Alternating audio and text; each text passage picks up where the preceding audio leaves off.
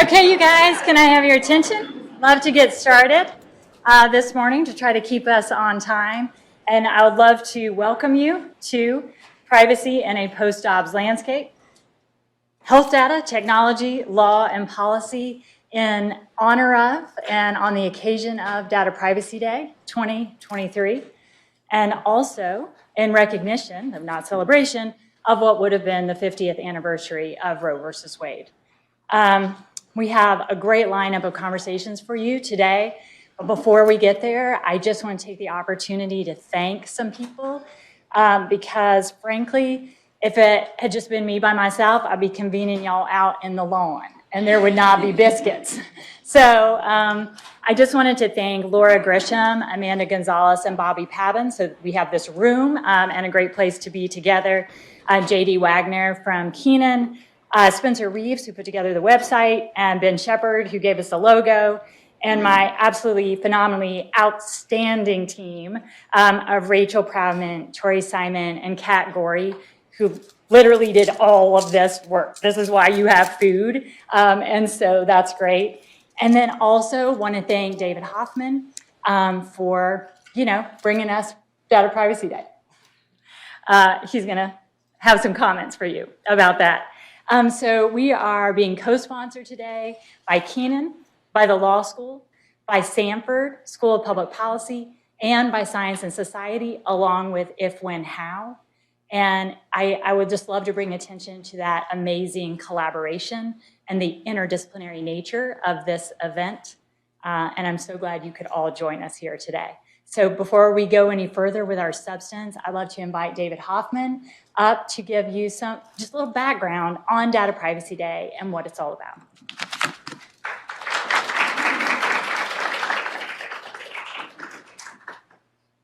So 15 years ago at dinner at my house, Jolynn and I were entertaining a guest from the European Commission, Leonardo Cervera Navas, who said, hey, last year over in Europe, the Council of Europe sponsored Data Protection Day.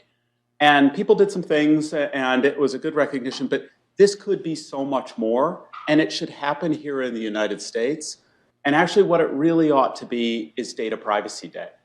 And after that dinner came plans to create the first Data Privacy Day celebration and here at Duke University, which Jolynn and I took on. And I should say, Jolynn then, for the next few years, really was the incredible champion who made Data Privacy Day not only an annual event that we recognized and celebrated here at Duke University, but growing it all over the world. There are now hundreds of events that happen to recognize Data Privacy Day and to get people to have conversations about what does it mean when we're actually taking privacy and trying to implement it, and how to have conversations around that. So Data Privacy Day is January 28th of each year. That's in recognition of the Council of Europe signing and adopting Convention 108. Convention 108 was the first recognition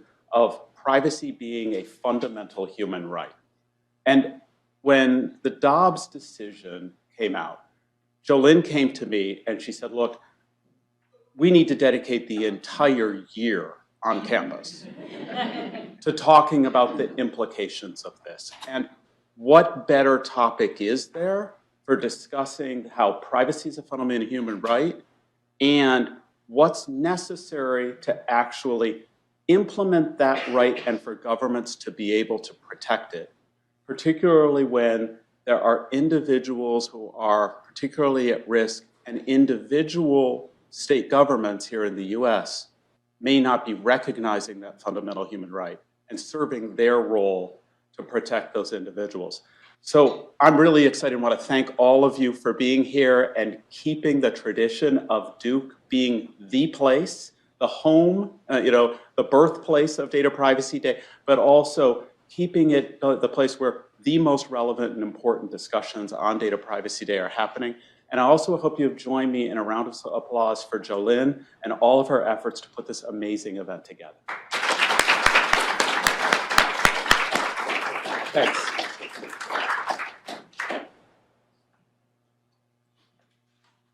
All right, so before we get started with our panels, I'd just like to give you some information about Dobbs and why it's a data privacy issue.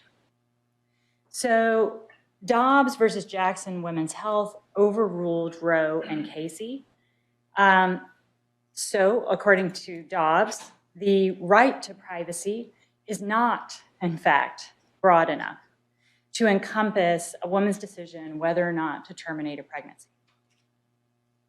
And the bottom line of Dobbs was devastating, rolling back 50 years of rights, eviscerating the right to privacy. And practically, the decision is, according to the court, returning to the people and their elected representatives the authority to regulate abortion. It says that in the opinion a couple of times. That's misleading. I like to start out with that idea, that that's misleading, because in fact, states have been regulating abortion throughout the Roe era. I was just checking the statistics between January 2017 and 2020. States enacted 256 laws, in fact, regulating and restricting abortion during Roe. In 2021 alone, more than 106 restrictions on abortion. So if you go back and you look more carefully at Dobbs, they're frequently saying we're returning the authority to regulate abortion. But then a couple of times they say to regulate and prohibit abortion. So I just want us to be very clear at the outset. When they say regulation, they mean prohibition. That's possible now. And since Dobbs, states have not been regulated. They've been prohibiting and, in fact, criminalizing. So at least 13 states have enacted or begun enforcing laws that were already on the books, trigger laws and archaic laws from the 1800s that ban and criminalize abortion. And restrictive legislation is being debated, challenged, discussed in other states. So I wanted to take a second to mention that this a little bit seems like deja vu. My father-in-law, Walter Dellinger, was very involved in the reproductive rights movement. And I was reading an article that he wrote in response to the Webster decision in 1987. And in the Washington Post, he wrote, "Absent from the prevailing opinions was any sense of the social, economic, and medical consequences of the disastrous course upon which at least 4 of the court's justices have embarked." And that was before the internet. That sense of consequences was absent from that decision. And similarly, any appreciation of the consequences and collateral damage that inevitably is resulting from Dobbs is absent from that majority's opinion. And so it's the effect of these state laws criminalizing abortion and the provision of reproductive health care, in addition to the opinion itself, that is our focus today at this conference. So these laws quite clearly impact bodily integrity and physical privacy of people who want to obtain abortions. No question about that. Laws criminalizing abortion are also compromising what we have come to think of as decisional privacy, autonomous decision-making, preventing people from making decisions about their bodies, their health, their lives, and interestingly, preventing them from making parenting decisions, which is another aspect of the right to privacy that the court has recognized in the past. But importantly, and why we're here today and why we're focused on this today, is because of the ways that these laws are having a tremendous impact on information privacy and data privacy. Dobbs has, in essence, created a perfect storm of privacy problems.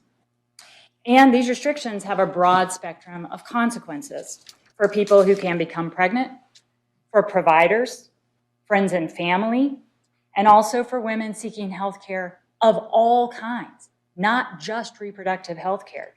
And as you will learn more about today in our second panel, these laws have created multiple issues for businesses and other entities across the country. Among other things, Dobbs and the state laws being passed and enforced in its wake are highlighting the insecurities of personal and intimate information in our data economy and magnifying the risks and implications of inadequate data protection laws. These laws criminalizing abortion have created such a disaster area that there are innumerable topics we could discuss today, but we just decided to focus on two.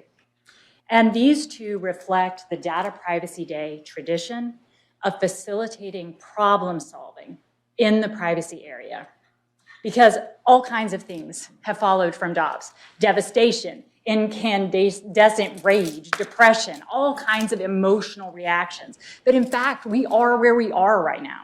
This is the situation we have to deal with. And I wanted to take our focus today and put it on the positive, affirmative, what can we do to make a difference going forward?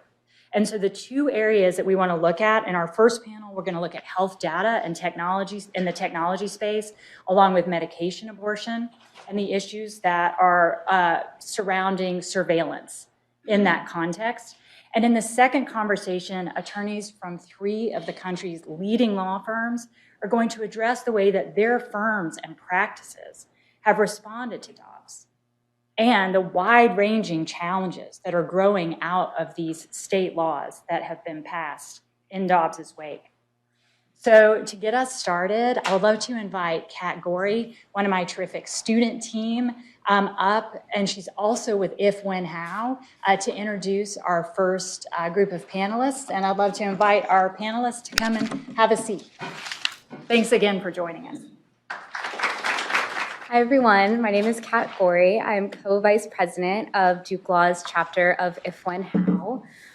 We are part of a nationwide network of law students and other legal professionals dedicated to ensuring reproductive justice under the law for all. And I'm really excited to have the opportunity to introduce our amazing panelists that will be discussing health data, telemedicine, self-managed abortion, and surveillance. First, I'd like to introduce Carly Zubrzycki. She is an associate professor of law at the University of Connecticut, where she teaches torts and other courses related to health law. Her research focuses on the healthcare system and is informed by her background in bioethics and years of healthcare-related litigation at the Department of Justice. Among other things, her work explores the rules governing medical information, which she views as a lens into broader dynamics within the healthcare system. She is a graduate of Yale Law School and Yale College. She clerked for Judge Kim Wardlow of the Ninth Circuit of Appeals and Judge Randolph Moss of the U.S. District of Court for Columbia. Next, I'd like to introduce Rachel Rebouché. She is the Dean of Temple University Beasley School of Law and the James E. Beasley Professor of Law. She's also a faculty fellow at Temple's Center for Public Health Law Research and a leading scholar in reproductive law and family law. Dean Rebouché has been a leading voice in the national conversation about the new abortion battleground in the wake of Dobbs. She is the author and editor of numerous books and scholarly publications, including Governance, Feminism, and Introduction, the Casebook, Family Law, and a collection of essays for Duke Law's Law and Contemporary Problems on the Pandemic's Effect on Contract Law. She received her JD from Harvard Law School, an LLM from Queen's University in Belfast, and a BA from Trinity University.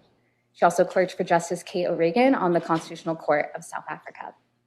And last but not least, we have Stephanie Pell, who is a fellow in governance study at Brookings Institution and a senior editor at Lawfare. Her scholarly work focuses on cyber ethics, security, and policy. Her work has been published in several law journals, including the Harvard Journal of Law and Technology, the Berkeley Technology Law Journal, the Yale Journal of Law and Technology, and the Connecticut Law Review, as well as in the popular magazine Wired. In the past, she has taught cybersecurity and ethics at West Point's Cyber Army Institute and has served as the majority counsel to the House Judiciary Committee led on both the Electronic Communications Privacy Act reform and Patriot Act reauthorization. She received her undergraduate, master's, and law degrees from the University of North Carolina at Chapel Hill. We are so excited to have them here. Please join me in welcoming them.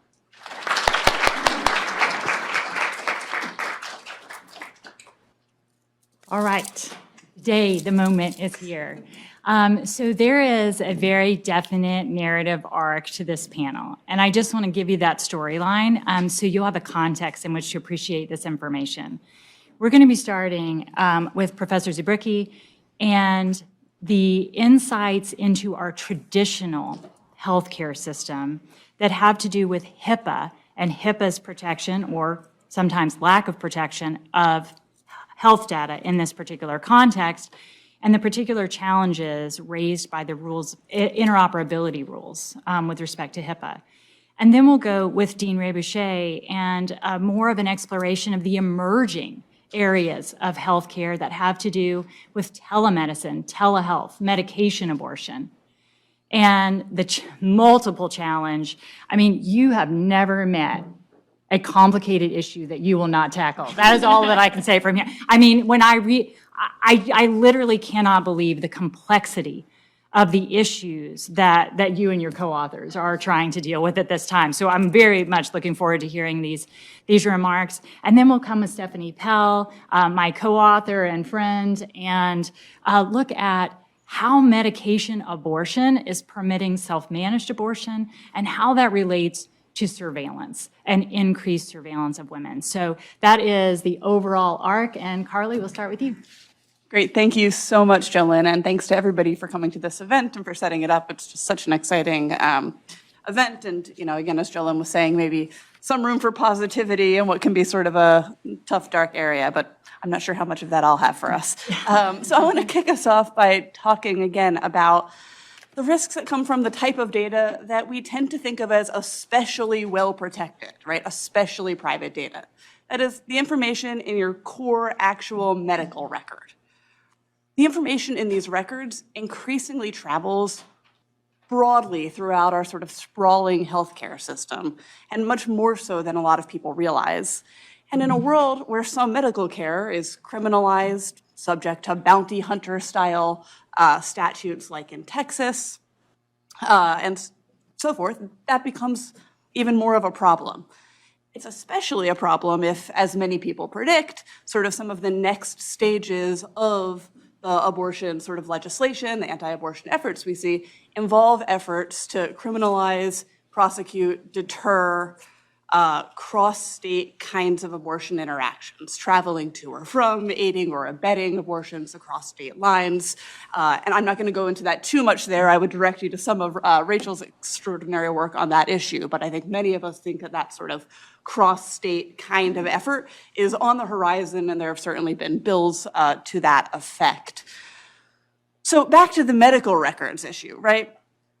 This increasingly widespread sharing of medical records is not a coincidence, right? It's the result of discrete and pretty reasonable policy choices, largely at the federal level. Federal law right now is overwhelmingly oriented towards promoting the sharing and what's called interoperability of medical records. The goal is the easy transfer of medical records throughout the medical system. And that can be really convenient and really helpful for patients in a lot of situations, just to be clear. So just a super high-level primer on this. The two kind of main areas of law that we're talking about here are HIPAA and then what are called the information blocking provisions of the 21st Century Cures Act. So I'll start quickly with HIPAA, right? People tend to think medical records are really well protected. It's easy to forget that the P in HIPAA is for portability, not privacy. People widely say that HIPAA is like the most misunderstood statute. People just say HIPAA is being violated whenever medical information is shared. But as a matter of fact, HIPAA is largely oriented towards kind of clarifying the rules around, but promoting the movement of information within the healthcare system. Importantly, HIPAA pretty much always allows information to be shared if the purpose is for patient care, right? And so moving kind of from one doctor to another, moving sort of across specialties, generally speaking, that's always going to be permissible under HIPAA. The HIPAA privacy rule, which does have the word privacy in it, right, does prevent sharing willy-nilly outside of the healthcare system, of course, but it has significant carve-outs for law enforcement purposes participation in essentially any judicial or administrative proceeding, right? Responding to summonses, subpoenas, all of that sort of thing. So if there's sort of some real legal judicial kind of involvement in an issue, generally speaking, HIPAA is going to allow medical records to sort of make their way into that proceeding. There are procedural sort of constraints that vary depending on the context, but that's the sort of basic overview here. Frankly, I think it's also important to keep in mind that even in the case where there's a violation of HIPAA, in any particular case, if you can imagine a situation where, say, a healthcare worker saw medical information and then shared it outside of that context, even in a situation where that was a HIPAA violation, that wouldn't prevent the information necessarily from being used in litigation or prosecutions, right? So to say that, well, the information's prepared or, protected because it would be a HIPAA violation to share it isn't necessarily always going to kind of protect somebody who's worried about that information making its way into a court proceeding. Okay, so HIPAA's the backdrop.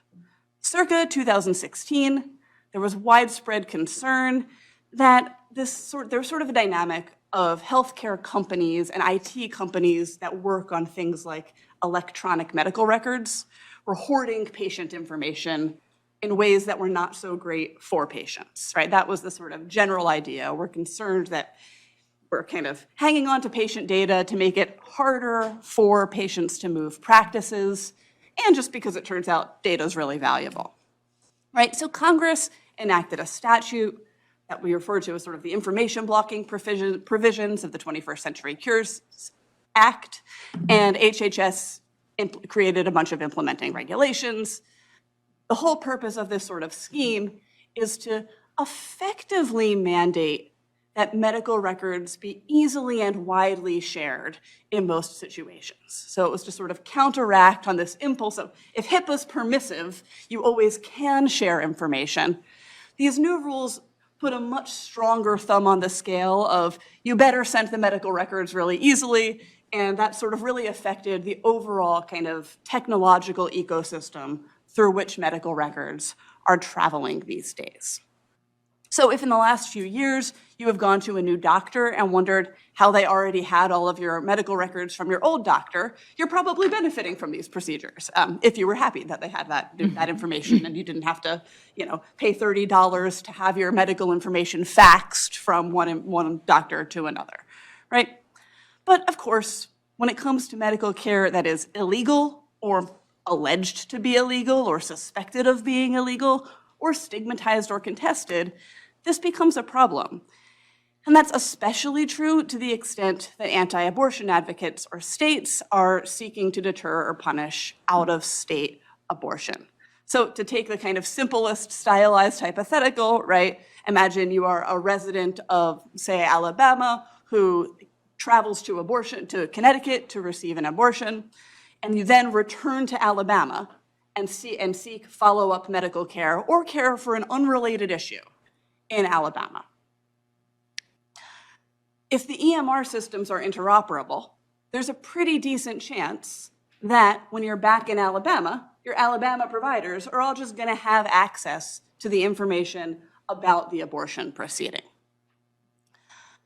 There are a lot of open questions, again, as to sort of what exactly the extent of these cross-state efforts is going to be. But again, there's sort of good reason to think that there are going to at least be serious efforts to kind of undertake that kind of a cross-state sort of effort, right? To prohibit aiding and abetting travel within a state to go to another state to get an abortion and that sort of thing. Okay, so against that backdrop, blue states are taking some efforts overall to try to protect the medical records of abortion-related proceedings that take place in their states. So for example, Connecticut, where I'm from, has a law that prohibits healthcare providers from responding to subpoenas related to sort of out-of-state abortion-related litigation if the abortion would be legal in the state, if the reproductive care of any sort would be legal in the state of Connecticut, right? So and California has a similar law, Massachusetts has a similar law. There is this sort of recognition that for states that are trying to be sort of more protective of the right to get an abortion, protecting this information is going to be sort of an important part of the story. But the problem with that kind of law is it doesn't say anything about what the Alabama provider can do, right? So it's sort of, there's a gap. There's necessarily a gap. If you've got a law in Connecticut saying we're not going to share this information in response to a subpoena, but the information is kind of making its way throughout the sprawling healthcare system, we've got a significant gap. To put it differently, a would-be prosecutor or litigator could just ask the Alabama provider for the information that they would have a lot more trouble asking the Connecticut provider for, right? If that Alabama provider now has the access to the information. I also just want to clarify here that this is something that patients and providers are quite worried about, right? Providers in a state like Connecticut are worried about the consequences for sort of their ability to continue practicing and providing these services, because as it currently stands, sort of most of the laws against abortion, again, focus on the providers. And there's reason to think that anti-abortion advocates would, like to deter the practice, even in sort of states where it's legal, of course. So, I mean, what to do about this?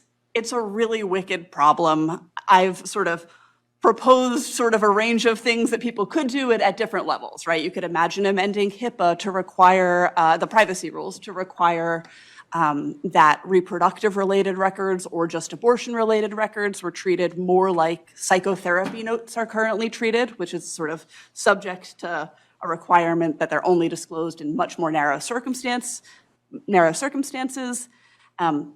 There is also, I think, significant room for more state legislation in this area, for states like Connecticut to sort of make efforts to more broadly prevent the information related to abortion proceedings from making their way into that broader ecosystem overall. The mechanics of how to do that are really complicated, and especially the mechanics for how to do that without compromising patient care are really complicated, right? There are great uses to having access to people's medical records. You find out whether they're allergic to drugs. If they show up in an emergency room for a related or unrelated issue, you've got sort of further details about their medical care that sort of more easily percolate their way throughout the system. So how to sort of, and as a just implementation matter, it becomes really, really tricky to figure out what even is the information in a medical record that's abortion related, right? Is it the fact of a pregnancy that disappeared? Is it the fact of an encounter at this particular location? Is it the fact of the procedure itself, the diagnostic code abortion or elective abortion or, so on and so forth? The line drawing problems just become really complicated. Right now, providers are trying to figure that all out and try to assess these trade-offs on their own. And that is something that I can tell you from talking to some of them that is exhausting and confusing. And the fact of the matter is, it means that the sort of trade-offs and the extent to which medical records are being protected really just varies on the privacy policies and the sets of trade-offs that any particular provider, organization is making. Maybe a hospital system is going to do it sort of one way. The clinic next door will do it a different way. The hospital system 2 doors down will do it a different way. And so everybody is really just trying to kind of make these trade-offs themselves. I have heard of a range of kind of fascinating self-help options you see private practitioners sort of undertaking, everything from assigning out-of-state patients sort of an alias to declining to upload sort of information from out-of-state patients into the electronic system in the first place. There are, some folks who say, let's just stick with paper records for this group of clients. We're not in a world, again, yet where there's actually been a lot of this kind of cross-state enforcement. So I think that there's also sort of a wait and see, how are we going to figure out this problem right now? Gosh, what's coming kind of fear dynamic that sort of I'm seeing a bit behind the scenes. But the bottom line is, it's kind of a tricky issue with really, really tough trade-offs that relate to kind of the legal risks and then the medical risks and the sort of for both providers and patients. And so it's really tough. Yeah, I guess I'll sort of stop there. I guess the last thing that I would say is I was just reflecting as Jolynn was speaking at the beginning here about ignoring the kind of difficult trade-offs that removing the substantive protection for abortion at a federal level has created. I think this is just a good example of, confronting these trade-offs involving very concrete trade-offs with respect to the fluidity of the medical system and patient care and sort of how we can actually kind of have a functional system of medical information. That becomes really, really tough if you're in a world where medical care is illegal. And there are these efforts to sort of not just make it kind of illegal in state-by-state efforts, but to really kind of deter it and take broader efforts more broadly. Okay. So thank you for having, I just have to say, this event is so special to me. I'm so delighted to be here. First, because you have such a phenomenal dean in Dean Carrie Abrams. She's been a model and mentor, so thank you. Thank you, Dean Abrams, for having me here today. Thank you, Jolynn, for inviting me to speak, and thank you, Dave. This is also very special because one of my first jobs out of a law school was working with Ann Dellinger, Jolynn's mother-in-law, at what was the National Partnership for Women and Families, formerly the Women's Legal Defense Fund. And so it feels a little like coming home. So thank you. Thank you. I'm really delighted to be here, though not as delighted to be talking about the reversal of Roe v. Wade. So I'm going to spend a little time talking about telehealth for abortion and the uptake of medication abortion. As everyone I think in this room knows, after Dobbs, abortion truly is a patchwork of state-by-state legality. 15 states have banned almost all abortion, 14 from the earliest moments of pregnancy. And at the same time, you have 15 states before Dobbs that had protected abortion rights through statutes or through constitutional provisions. In the last several months, 7 states have enacted what are being called shield laws, which purport to protect providers and the people who help providers in states when they're offering abortion services to people who are traveling for abortion care. And those aren't just prophylactic measures. The emerging legal landscape is truly punctuated by interstate conflict, particularly as states, as we're going to start seeing, seek to impose their policies beyond their borders as widely as possible. So just take the Texas Freedom Caucus, which this month is proposing legislation that will create a private cause of action, like the SB 8 law that we're familiar with, to punish anyone who is assisting someone leaving the state for an abortion that's legal in another state. So there are constitutional arguments for why that extraterritorial effect shouldn't stand. Right to travel, interstate commerce protections, but some of those arguments are largely untested and certainly underdeveloped as they apply to abortion. Consider then, too, that this conflict is interjurisdictional as we watch the federal government enact policies that seek to protect abortion rights in limited ways, and the conflicts with state law in that regard. So that's a little bit of a legal landscape, but it's not just law that is changing dramatically. There's a seismic shift now in abortion care. So that's what I want to focus on today, is the uptake and proliferation of medication abortion. I want to acknowledge my terrific co-authors, David Cohen and Greer Donnelly. We have focused on this in a new paper, subtly titled Abortion Pills. I'll tell you what it's about at lunch. No, just kidding. But it's where we focus on what we think will be the heart of future conflicts around abortion pills. So for those of you who might not be familiar, medication abortion is a 2-drug regimen approved to end a pregnancy before 10 weeks of gestation. And it's the growth of virtual clinics, which offer medication abortion through telehealth, that follows a court decision in July of 2020 that enjoined for the course of the pandemic a rule that the FDA imposed. And that rule was that for those pills, a patient had to pick them up at a healthcare facility. So it really impeded any pharmacy distributing or mailing of medication abortion.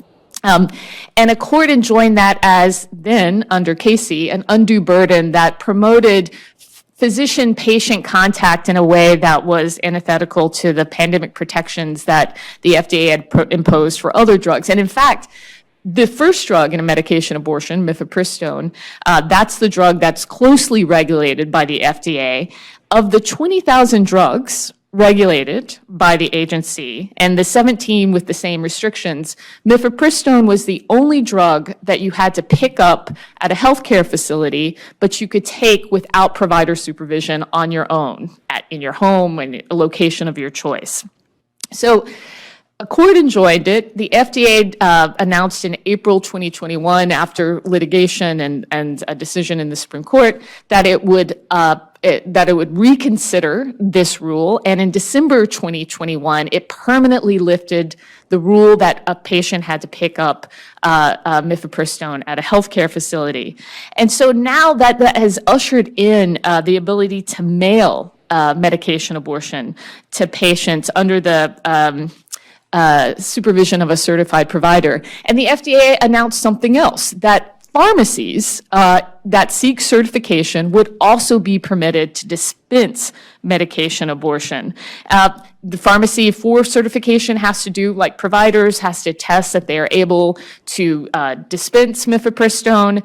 They have to count shipments. They have to record the locator of shipment numbers. There are a number of hoops that pharmacies have to that jump through. In my opinion, not necessarily commensurate with the safety and health, safety and efficacy of mifepristone, but in early days, Walgreens and CVS have indicated they're going to seek certification so that they can dispense medication abortion. So really what's changed in the abortion care landscape, at least through 10 or 12 weeks of pregnancy, is the proliferation of virtual clinics. So now there are over a dozen clinics that operate entirely online. So take, for instance, Abortion on Demand, which is the first large-scale virtual clinic in the United States. It operates in 22 states. It's run by a US-based provider.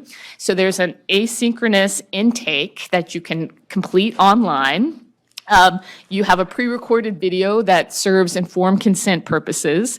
The person who is seeking medication abortion tests the pregnancy with a home pregnancy test and reports the first day of their last menstrual period, so that there's a sense of how far along the pregnancy is.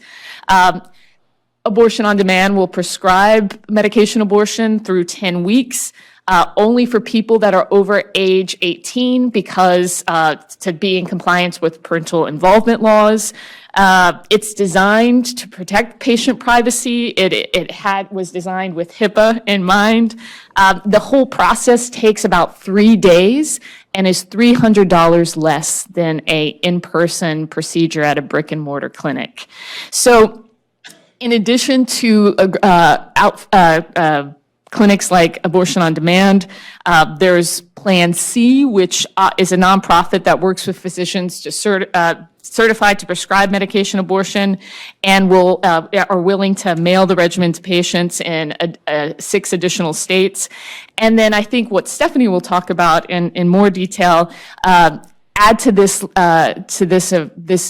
landscape of early abortion care aid access, which is a group that will ship medication abortion to anyone in any state using international providers and pharmacies.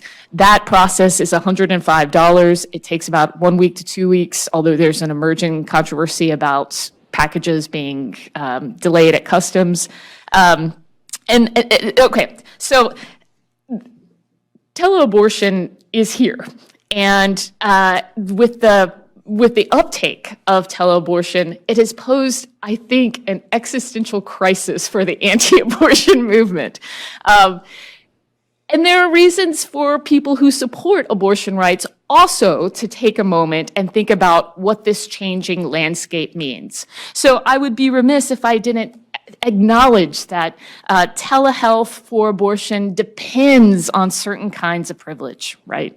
You have to have a computer or stable internet connection. You have to have digital competency. You have to have an uncomplicated pregnancy, which we know, because of the deep health disparities in this country, is more likely true for white and wealthy people than for others. The need for in-person care is not going to go away. So I'd also be remiss if I didn't acknowledge, if you are past 12 to 13 weeks of pregnancy, you are going to need the services of a provider in a brick and mortar clinic. And that is itself important to remember, that surgical or aspiration abortion is not going to disappear. That said, mailed medication abortion, because of its design and based on how it's implemented, is now the vehicle for delivering care across state lines, no matter where you live. So you can think about the Massachusetts Shield Law that was enacted last year that is protecting health care, quote, regardless of where the patient resides. This is the issue as states seek to protect people who are both traveling and receiving medication abortion outside of state, and states like Texas and the Texas Freedom Caucus try to shut down the receipt of medication abortion in state. So I'm running out of time, but in the spirit of optimism, I'm just going to put a few items on the table for what might come next. There's a lot of pressure first on the FDA to remove the restrictions that exist on mifepristone. So providers have to be certified to dispense it, to prescribe it. There are new preemption lawsuits, one in this state, in which providers or Gen Biopro, who is the generic manufacturer of mifepristone, are suing based on the argument that when the FDA regulates, it should have the final word on whether or not mifepristone is available. State policies are adapting to try to cater to telehealth policies that support medication abortion. So these are part of broader attempts to usher in a new era of telemedicine. And mobile clinics and other practical on-the-ground resources have been developed to try to meet people and reduce their logistical and travel burdens. So I will end there, but I'd like to suggest in conclusion that the theme of this conference, thinking about circumventing state laws, we shouldn't think about the consequences of that lightly. We should think about who is going to be surveilled, who will be policed, who will be caught. And so I think with that, I'll end, because I think that's the subject of Stephanie's talk. Help yourself, help yourself.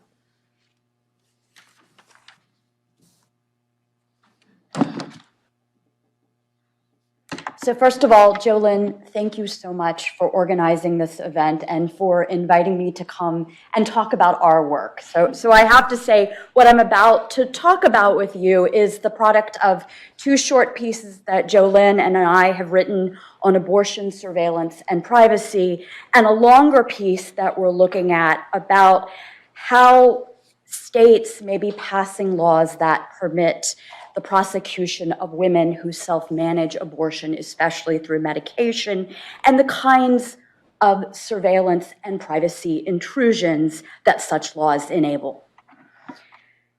So we all remember that in 1965, in Griswold versus Connecticut, the Supreme Court considered the constitutionality of a state law that criminalized contraception. The Supreme Court found that law to be unconstitutional, at least with respect to married people. And when examining the consequences of such a law, the court recognized that criminalizing contraception would allow the police to search the marital bedroom for telltale signs of contraception. The reference to searching marital bedrooms, which in most instances would occur after a warrant was obtained by the police, implies that even the necessity of a warrant under the Fourth Amendment cannot provide sufficient protection against governmental intrusions into our personal spaces and relationships when the investigation concerns the crime of using contraception.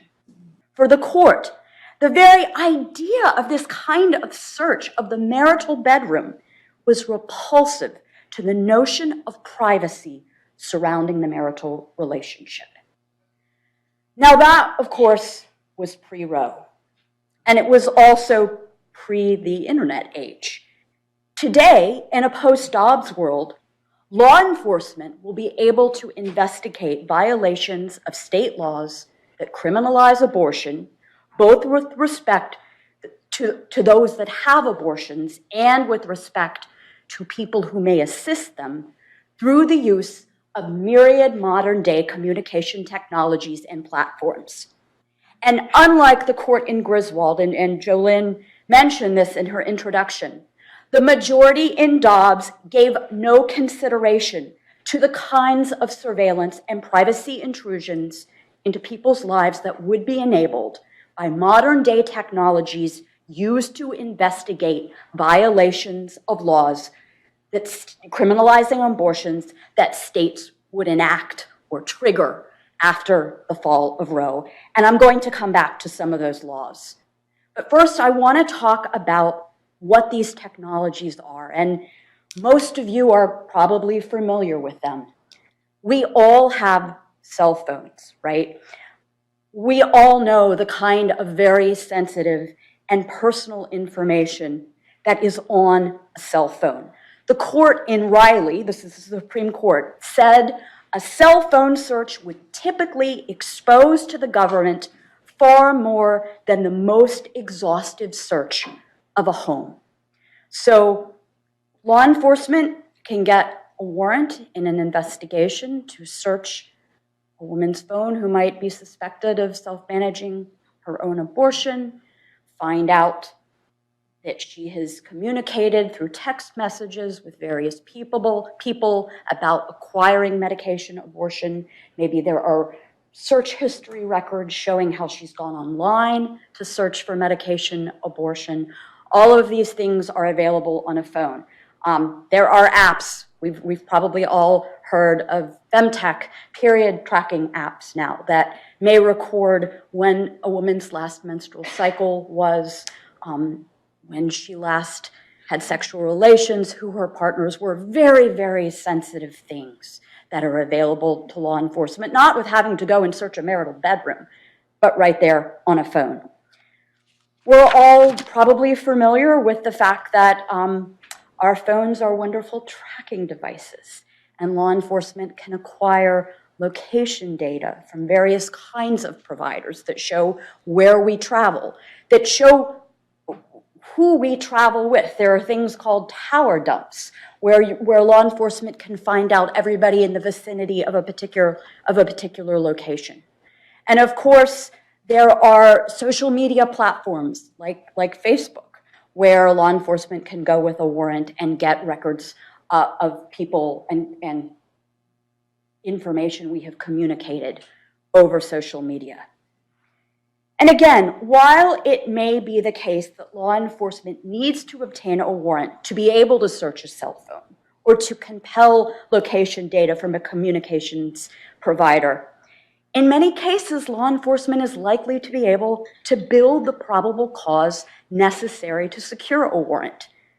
So Jolynn and I have argued that even the necessity of a warrant cannot provide enough protection against governmental privacy intrusions that will occur in the investigation of modern-day abortion crimes. The Fourth Amendment is simply impotent in these circumstances. But on the brighter side of things, as Rachel was saying, there is another disruptive technology with all of the caveats that she gave that, of course, must be acknowledged, and that is medication abortion.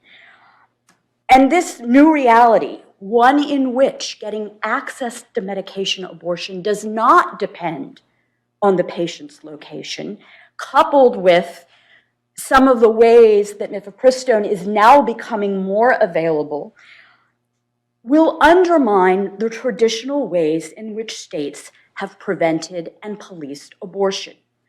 pregnant people will be able to obtain medication abortion through international and domestic virtual clinics. It can be mailed to your home. The shuttering of clinics in anti-abortion states and threats to prosecute abortion providers will not prevent women from accessing medication abortion. Again, not everyone is going to have access. As Rachel explained, privilege brings certain kinds of resources that aren't going to be available to everyone. But it is a disruptive technology that can thwart some of the problems that we find ourselves in. Now, a little bad news.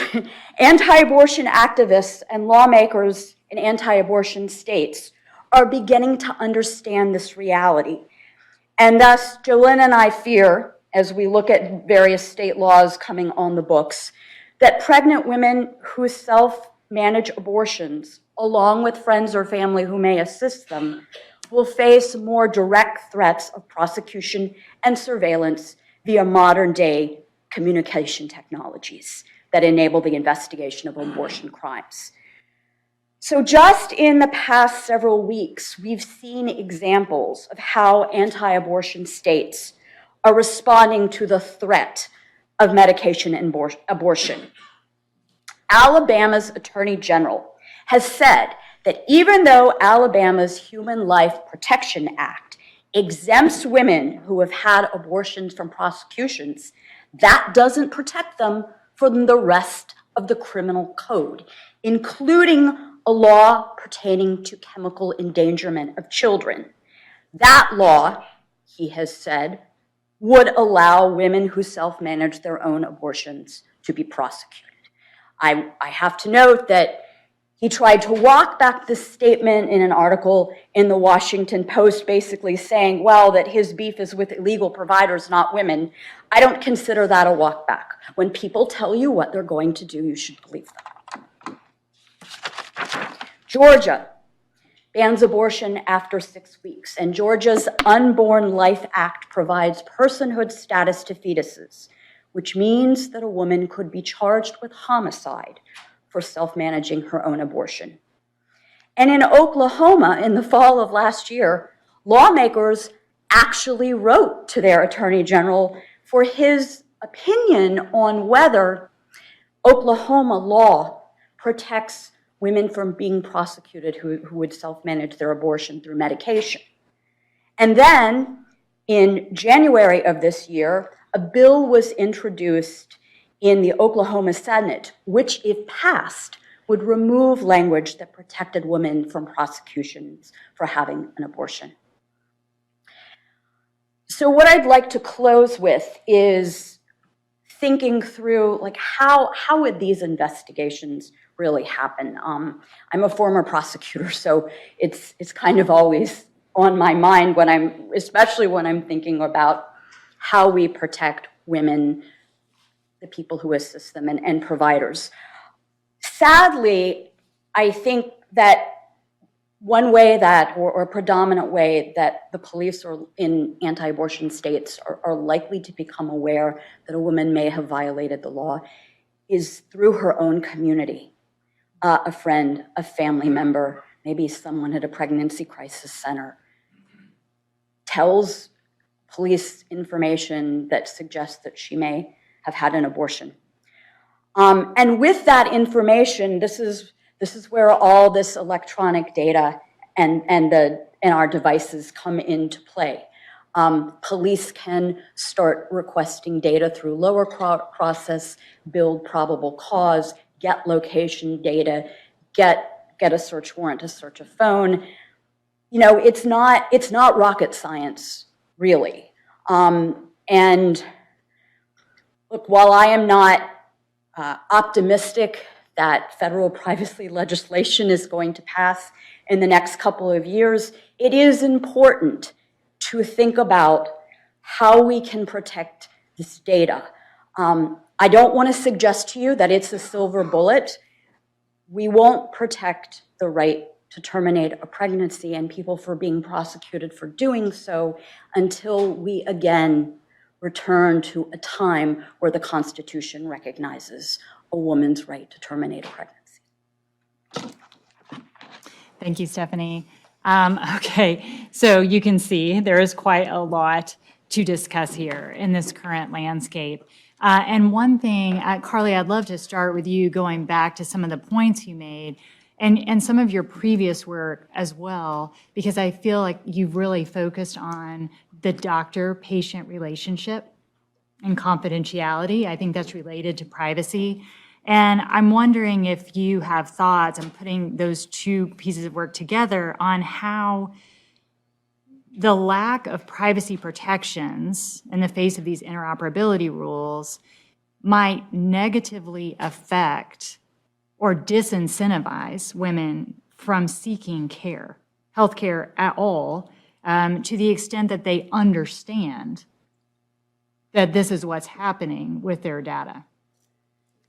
Yeah, so definitely something that I've thought about in prior work is the question of sort of how people sort of manage situations where for some reason they don't want a doctor to know some information about them that might be in their medical records, right? And of course, one of the ways they manage that situation, there's a sort of a range of situations where that can come up, right? It might just be somebody who feels, feels like they were discriminated against in a prior encounter in the medical system and thinks that something that's sort of reflected in their record isn't sort of something that they necessarily want to follow them to future care encounters.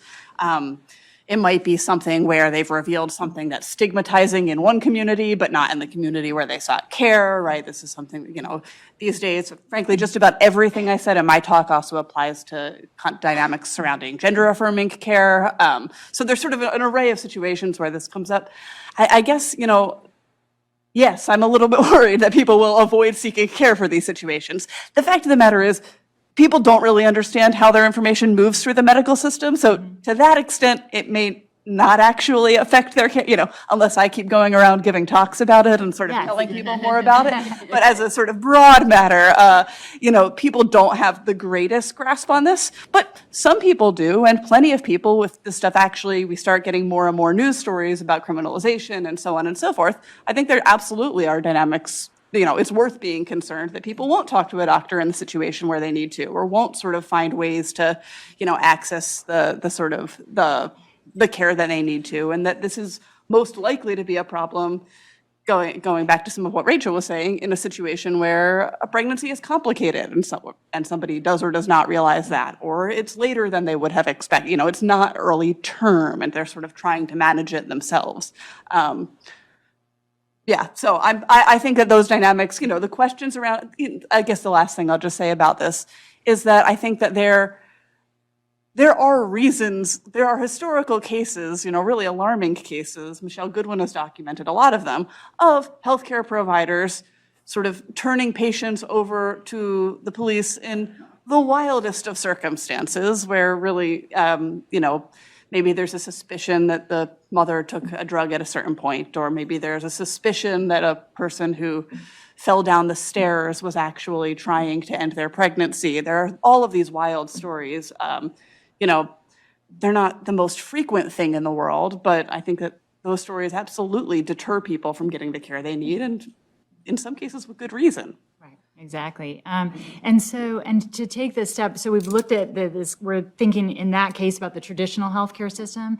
But Rachel, the comments that you made raise the issue of how medication abortion actually might promote privacy in different ways. And so could you address what you think are the pros and cons of medication abortion from a privacy perspective? Certainly. So I think that untethering abortion from place really does create a different sense of how abortion happens, and that comes with it a sense of being able to, as Stephanie was describing, self-manage an abortion on your own terms. And does it change a sense of privacy? I'm not sure. I think that that is the question that states are confronting, the efforts to try to protect privacy and protect access to medication abortion. And then what we'll see are the myriad efforts to expose and to make plain and visible medication abortion from states. So there is a challenge now in Texas, the litigation that's in February 10th, I think. We are expected to hear if a federal district court is going to rule that mifepristone, the first drug in a medication abortion, should be banned from the national market because the FDA didn't approve it properly in 2000. Now, there are really good arguments for why that case should fail, but it may not. And so, this is a roundabout way to say I'm not sure privacy is at the heart of it, though I do think it urges us to think about what this care looks like for the individual. And the theme that I heard from Stephanie's talk, and one that I think as well, is with all the caveats, people are going to have abortions. They're going to have abortions, whether or not the Texas suit wins, whether or not the Texas Freedom Caucus passes every kind of SB 8 style bill possible, and the breadth and depth of informal networks that facilitate belie a little bit of the privacy because there are these ways by which people gain access to abortion imperfectly that really defeat the assumption that it can be totally banned.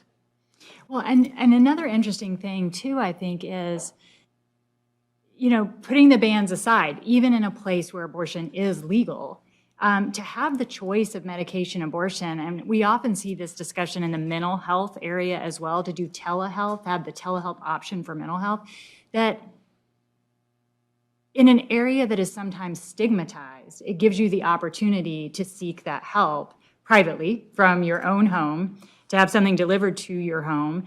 And of course, the home is the locus of privacy historically. And so just carrying out a very sensitive moment in the privacy of your own home, surrounded by your own network of people who care about you, is very different than perhaps having to go out of your house and run a gauntlet of protesters, or just be in public in a small town to obtain care, even where it is legal. So I do think that all of those situations combined make us think, well, but going back to the point that you were making about this recent case, what do you foresee as the likelihood of a ban on mifepristone nationally, and what would you say or what you expect if that happens? What's the next move? So the reason I think there's reason for concern is that the judge that will decide the case has a pretty clear track record of issuing decisions that are not abortion supportive. I'll say it that way. And if the judge rules that mifepristone was improperly approved, and one aspect of this case too, and this is just a point of interest, is there now very strong efforts to revive an act from 1873, the Comstock Act, which bans the mailing of any instrument or device or article that supports or aids an abortion, and that's part of this case as well.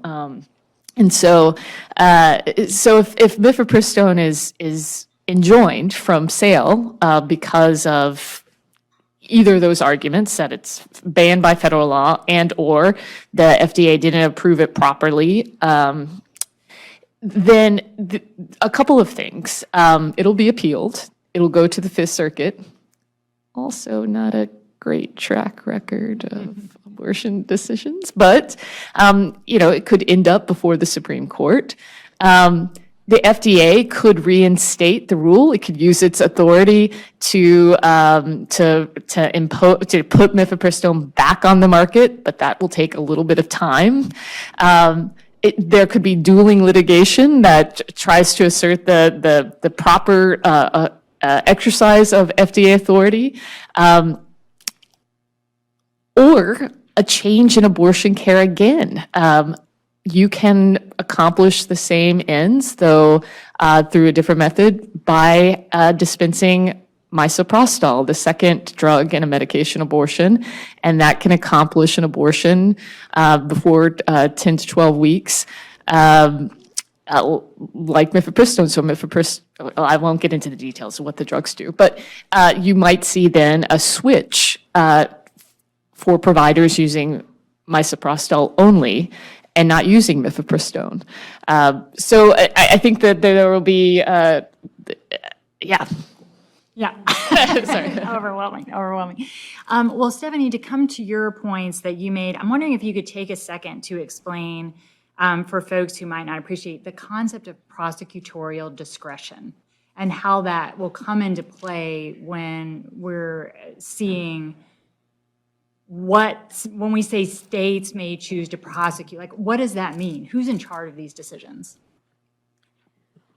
Well, it varies, of course, by states, but generally, whomever the state prosecutor is for a particular district has the authority to bring cases under statutes that have been passed by the state legislatures and signed by the government, or to not bring them. Now, of course, these are generally elected officials, so if, the voters are not happy with how they are determining to bring cases and implementing the laws. But yes, state prosecutors have a lot of discretion. There are state prosecutors who very much, notwithstanding what the law might permit them to do, would not seek to bring cases against women or providers. There are other state prosecutors, I've read about one in Texas, who are looking for, the right case to bring to send a message. So what we could end up with is a prosecutor who doesn't even necessarily agree in a relatively more favorable state to abortion, but a prosecutor looking at how a law could be used in their particular area.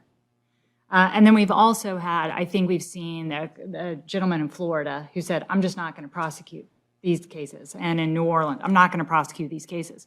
And then we see the governor saying, okay, well, then we're removing you from office. And then the situation that ensues. So just to show that complexity of the problem. So also you mentioned in your talk just briefly the idea of federal privacy legislation and how that may come into play. So first of all, I just wanted to note that of the proposed federal privacy legislation that's out there have been suggested carve-outs for HIPAA because we already have the HIPAA system. And so some people are suggesting even if we do federal comprehensive privacy legislation, let's just leave. I was just going to say, if you go to privacy conferences, the privacy folks, the sort of data privacy folks will sometimes be like, data. Oh, but don't worry, HIPAA's got the health space covered. Right. So, okay, well, let's go with that. And just a little bit more on why the health space isn't covered. And you touched on it in your remarks, but can you talk about more of the things that people do on an everyday basis that involve health data that don't come anywhere near being covered by HIPAA? And why? Well, I mean, one is just stuff that's not in the formal medical system, right? So anything that you do where you're Google searching and sort of various, anything that you could just sort of infer health information about you or maybe your loved ones from sort of data online, that's just not going to relate to HIPAA. HIPAA only applies to covered entities, right, which is basically people in or near the healthcare system. I mentioned that even when we're in a covered entity dealing with like core medical records-y stuff, even there we've got exceptions like the law enforcement exception, but also exceptions that maybe give a little bit more discretion to people to sort of make judgment calls, like there's an exception to reveal information. Effectively, if you think revealing it will prevent like a discrete kind of injury to a particular person, right? So there are sort of arguments about there's a fear, right, that somebody could use some of the exceptions in HIPAA, for example, to decide that somebody who was going to have an abortion was going to be committing child abuse, and therefore they could sort of share that information without violating HIPAA. The Biden administration doesn't loosely doesn't think that that's how that works. But again, that's sort of, there's some administrative guidance that tries to kind of cabin those exceptions. But, there are arguments in any event, right? And so, even when you're within kind of the core of that space, the protections aren't that great. But I think that the femtech and the Google searching and just all of the other things that relate to health are just not solved by HIPAA. Not solved by HIPAA. So say we have federal privacy legislation. So Stephanie, do you have a thought on whether federal privacy legislation that deals with how we collect and use data could solve this problem?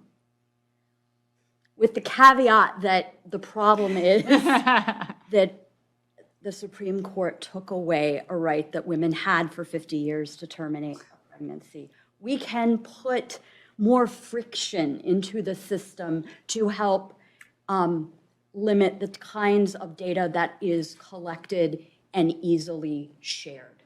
I will give an example of one bill, and I'm going to pick this bill because for other reasons, I think there is a small chance it could actually pass. And this is Senator Wyden's The Fourth Amendment is Not for Sale Act. And the reason I think there's a shot of it passing is that, it'll just be a quick digression, the Foreign Intelligence Surveillance Act, Section 702, is expiring at the end of the year. It is a very important intelligence collection authority that the government is not going to want to lose.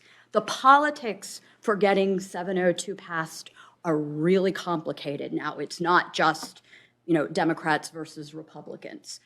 Normally, when these surveillance authorities come up for renewal, understandably, the civil society and many Senate and House offices take it as an opportunity to look at surveillance and privacy reform writ large. So, in theory, this could be an interesting Wyden's bill, which had, when it was introduced, had Senator Rand Paul as a co-sponsor, and had also a companion House bill, could be an interesting bargaining chip. And it does a number of things.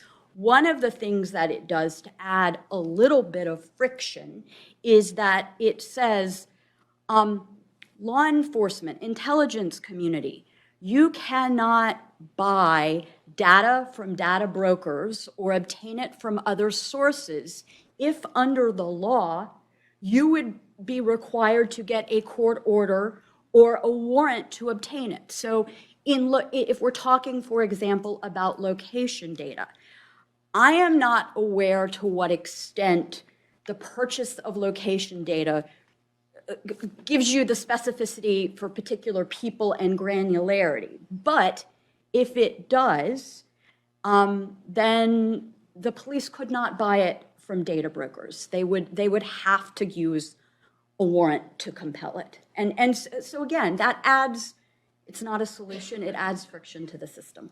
Because going back to your point, that would require them to get a warrant, and when something is criminalized, they need probable cause and they'll get a warrant. Right.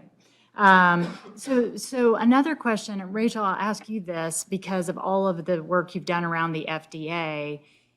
This has been a significant a medical problem and legal problem, and we've been looking at, for example, how the law defines abortion, how people are defining abortion in statutes versus how abortion is defined as a medical concept, how that's changing the conversation, our ability to, are we even talking about the same thing sometimes?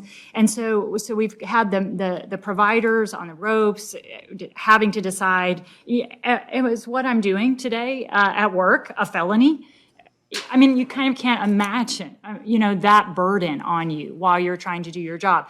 So this medical and legal interaction, but then we're seeing increasingly these more political factors come into play. And so I'm just wondering to what extent our solutions that we're pursuing right now, to what extent are they reliant on the administration that happens to be in power? And I know the FDA is an independent, it's independent, but. Yeah, no, it's a great question. And I think there are several great threads there. You know, to be clear, the case that I mentioned in my remarks, a case that ACOG took that temporarily suspended the rule that's now permanently suspended the pickup at a healthcare facility.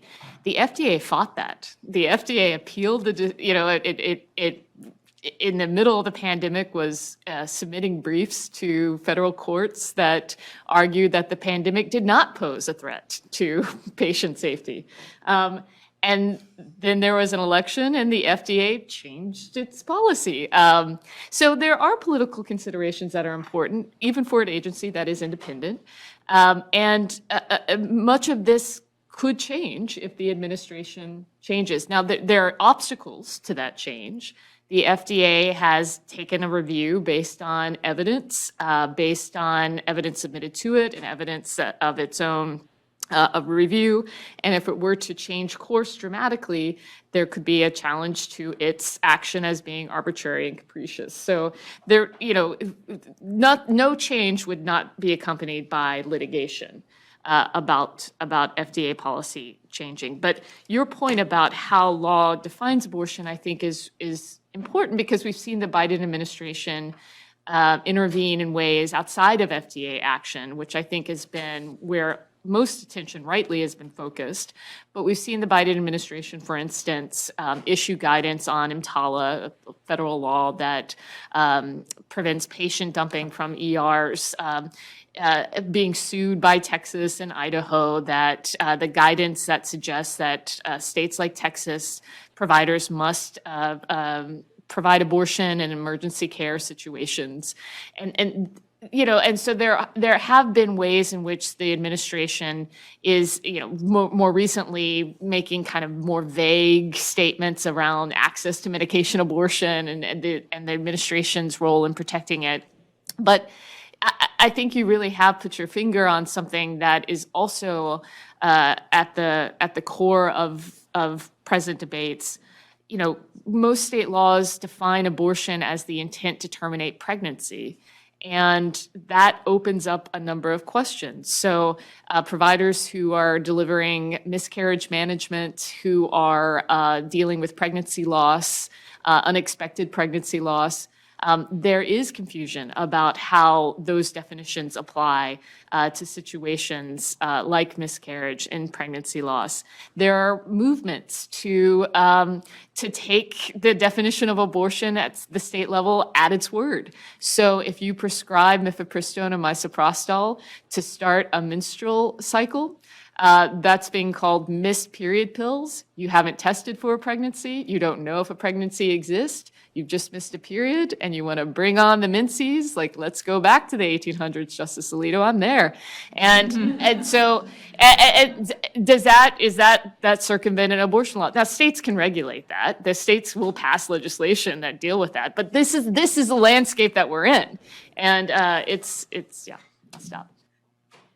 Just to add a quick sort of factoid about some of the definitional issues you see coming up here. If you talk to providers, right, miscarriages are just medically frequently referred to, and again, like the codes and the medical records and that sort of thing, as abortions, right?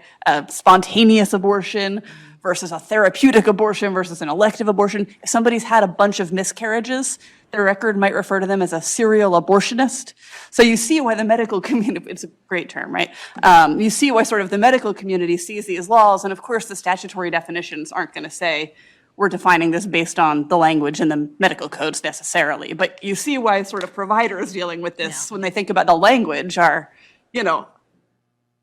and these are not well-written laws. I mean, they are not these are not laws that have really drilled down into how these exceptions for health or life or, how they apply. They're not, there isn't necessarily at this point corresponding guidance from health departments about how to actually apply and interpret this legislation. Right, and it's not only not well-written, but not well-written compounded like times 3, because you're dealing with the 1800s laws, the trigger laws, the new abortion laws, plus all of those other feticide laws, child endangerment laws, and how do they interact and do they conflict? And the answer is, spoiler alert, yes, that they often do, and what are states supposed to do there? Well, I don't want to let the opportunity pass. I appreciate so much having all of you here, and I would love to open the opportunity for you all to ask questions of the panelists. We got 2 microphones here. You can come down and speak into them, or you can yell, whatever that you prefer. Kristen, yes.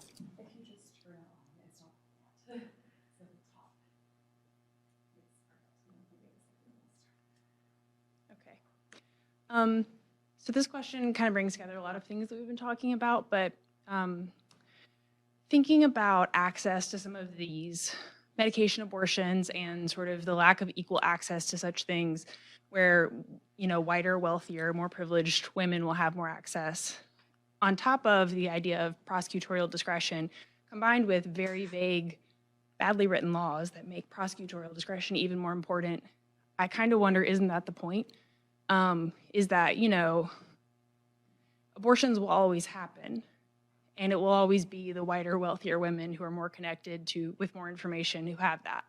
And is that part of the goal of these laws, especially given how vague and terrible they are? Like, written, and you give so much room for prosecutorial discretion, and as we've seen from like Michelle Goodwin and such, we know that that disproportionately impacts women of color and poor women, also Kiara Bridges. Just because I'm just curious your thoughts on that.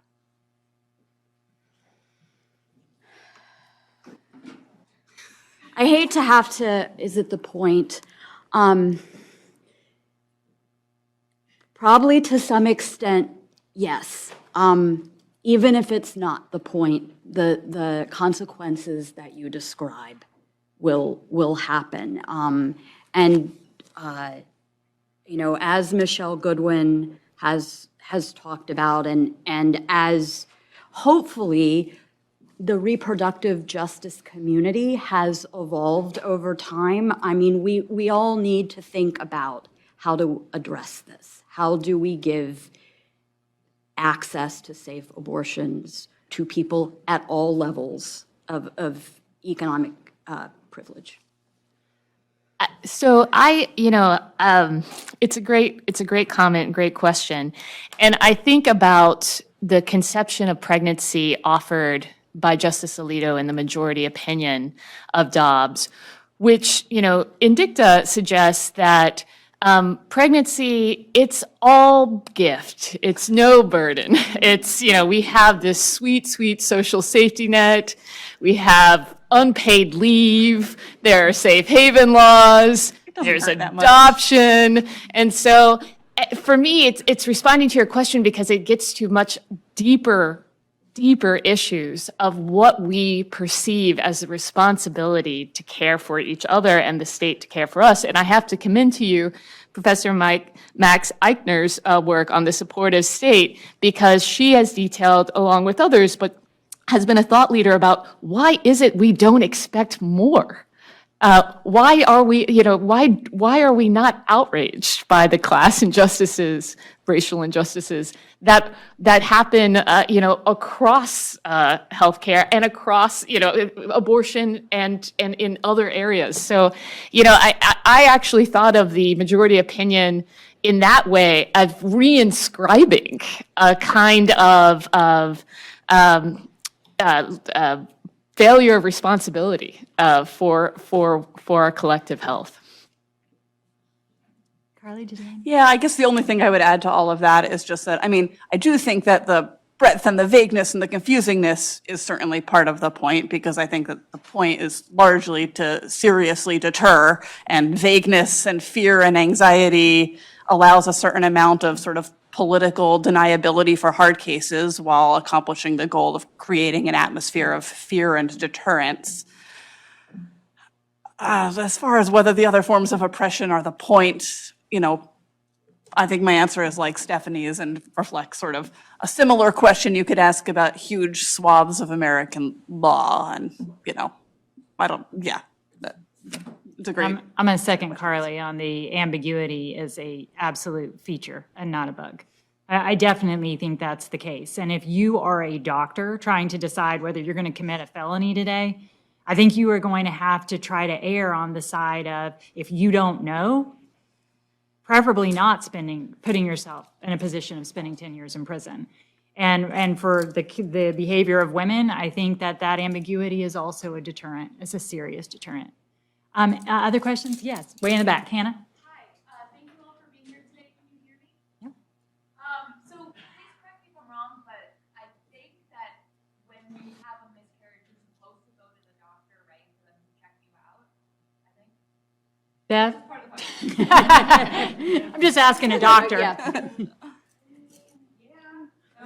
Yeah. You know, there's a lot of data that patients can self-manage their own abortions very safely without getting us involved. But there are times where patients do need to seek care, and do they lie about why they're there? I mean, we tell patients that we can't detect if they've used medication for abortion or had miscarriages, they need to detect that. So Dr. Beverly Gray, honorary panelist, filling in that information. Okay, and what was the rest of your question? So I was going to say, have you seen evidence of, or do you think there will be circumstances that the woman has a miscarriage, goes to her doctor to get checked out, the doctor has to report it to the police, the doctor will report it to the police, and then women are being investigated for having a miscarriage and could potentially go to prison for it? You want to talk about the HIPAA rule on that? Yeah, there certainly will be situations where doctors at least feel that they can and should report in those situations, right? And I think that that's part of what, when I said that the Biden administration sort of issued guidance that was sort of intended to sort of try to reduce the anxiety around that, but it kind of did it in a really half-hearted way. But I think the bottom line here is I'm not sure that I'm aware of I'm not sure what the status is in terms of their statute saying you must absolutely report this. You can absolutely imagine practitioner or hospital policies of always reporting in cases of ambiguity. And we know from past experience that if there's, some sense that maybe you should report it because you think something illegal has gone on, that people will report it, and they'll report it on the basis of things like, well, she said it was a miscarriage, but she seemed like she wasn't happy to be pregnant, right? That's the kind of rationale that you see in the cases where providers call in the cops, right? Is she did tell me that she was, relieved, right? That kind of language, even in cases that just involve sort of actual miscarriages, as well as probably in self-managed abortion cases, right? But so I think that set of questions also is should be on people's radar as one of the many reasons that all people who can become pregnant should be very worried about these dynamics, whether or not they think that they would ever actually get an abortion themselves, or whether they have, right? The sort of privacy invasions and the risk of sort of entanglement in malicious prosecution or bounty hunter style statutes from people who can make money by saying that your abortion was a miscarriage should be worried. Stephanie, do you? Yeah, I would concur with everything that Carly said. There is certainly this air of suspicion and concern when, don't want to be in a situation where I'm concerned to tell my doctor what steps or what kind of things I've ingested if I'm seeking treatment. And this is sadly a horrible thing that this opinion has unleashed upon all of us. As I understand it, and again, I will look to our doctor, we can't, medically speaking, there is not a physically significant difference between a miscarriage and the ingestion of what medication abortion causes the body to do. All right. Any other questions? Oh, it's time. It is time. One quick one, and then this will be our last question, and then we're going to have a break. Yeah. My question is just, in states where there's no exception for the life or health of the mother, is what you were talking about the Biden administration trying to do with emergency care, would that address ectopic pregnancies? Yeah, so I think only Alabama technically doesn't have a life exception. Tennessee a little bit. And Tennessee a little bit.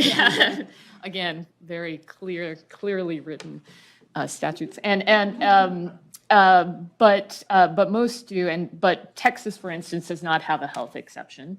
And that is the reason the Biden administration weighed in about the application of EMTALA, is to suggest that federal law preempts state law when it comes to emergency care. And now there's a split decision in that Texas has argued that the federal statute does not apply to a decision of what care to offer. And the Idaho case, the court has disagreed, and so that there is now a conflict in court decisions about how EMTALA applies. But yes, for a ectopic pregnancy in which a fertilized egg does not implant in the uterus but in a fallopian tube, if it ruptures, it's life-threatening, and 8 states have exceptions for ectopic pregnancies explicitly. But that is the kind of emergency care that providers would expect to provide to someone who is presenting with an ectopic pregnancy. If you are at risk for an ectopic pregnancy, you are not a candidate for medication abortion. On that note, Yes. if you all will have a 15-minute break, and I would love for you all to come back and rejoin us for the second panel, which will begin at 11 o'clock with our representatives from Covington, Foley, and Sidley to talk about the very far-reaching effects of these laws. But first, please join me in thanking these amazing panelists for being here.